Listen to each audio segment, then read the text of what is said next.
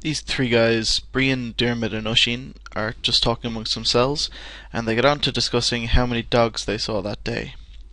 Brian says he saw 3, Dermot saw 4 dogs, and Oisin only saw 1.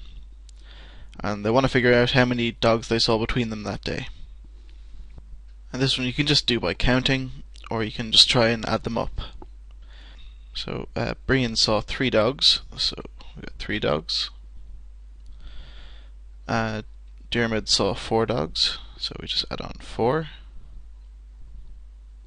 And Oisin saw 1 dog. So between them, just add them up, and they saw 8 dogs. Now, writing out dogs, dogs, dog all the time can get a bit cumbersome, especially if you're using longer words, like say you're counting rhinoceros or something like that. So often mathematicians won't use whole words, they'll just represent the words with some kind of symbol.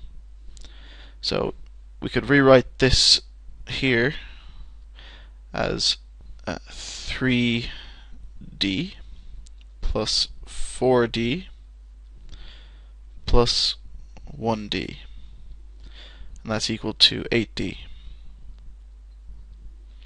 A particular convention that's used is that whenever you have 1 of something, you don't write the 1. So sometimes you'll just see 3d plus 4d plus d, and that just means that there's 1 of those. Let's try another example. Let's say we have 6x plus 3x plus 8x. Again, these x's are they're used to represent something that you're counting, something that you're measuring, anything like that. And that you can count them exactly the way you would regular numbers. So we got 6 of something, and then we got 3 more of that, so that makes 9, and then there's 8 more. So that makes 17 in total. 17 of these x's.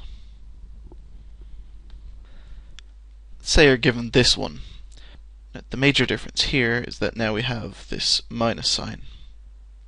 You treat it the same way you would treat regular numbers. So you could think of this. You could think of these A's as apples.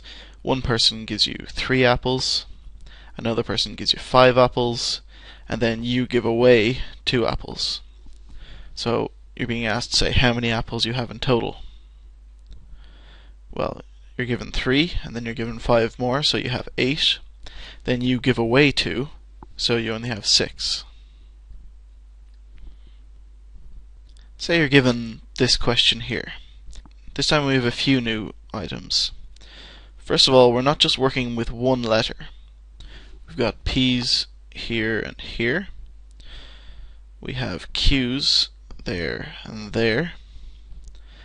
And these last two don't have any letters attached to them at all. And just the same way that these are different letters and that there's no letters on this one at all, you treat them exactly the same way as if they were completely different objects that you were counting. So let's say the P's represent pigs, the Q's are queens. Now there's no letters attached to these, but we can interact with them the same way we would these variables. So how many pigs do we have in total? We've got the 2 plus the 3, so we have 5 of them. And how many queens are there? There are 5 minus 2, so that's plus 3. And how many just numbers do we have? Well, there are plus 7 and minus 1. That gets plus 6. Now, because these are all different things that we're counting, we can't mix them up. We have to make sure that we know exactly how many of each item that we have. So we keep the P's on their own, and we keep the Q's on their own, and we keep this 6 on its own. We don't suddenly say that we have 14 items.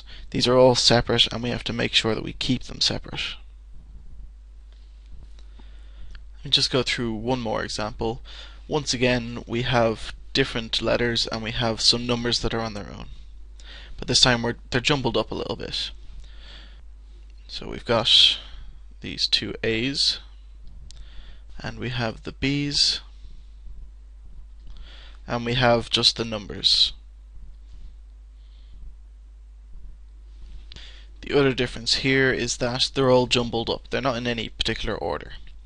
Well, just remember that addition is commutative, which means that we can move terms about in our expression as long as we keep individual terms exactly the same. So let's say we have the 2a. I'm going to move this plus 5a beside it. Then we've got the 5b. It's plus 5b. And then I'm going to move this minus 2b beside it. Lastly, we've got a minus 2. This plus 5a we've already moved, and the minus 2b we've already moved here. So all that's left is the minus 1. And now it looks a little bit more familiar, and we can tidy it up just like we're used to. So the 2a plus 5a gets us 7a. The 5b minus 2b gets us 3b. And the minus 2 and the minus 1 gets minus 3. And once again, you can't mix the a's, the b's, and the regular numbers. We have to make sure we know exactly how many of each thing that we have. So, thanks for watching, and we'll talk to you in the next lesson.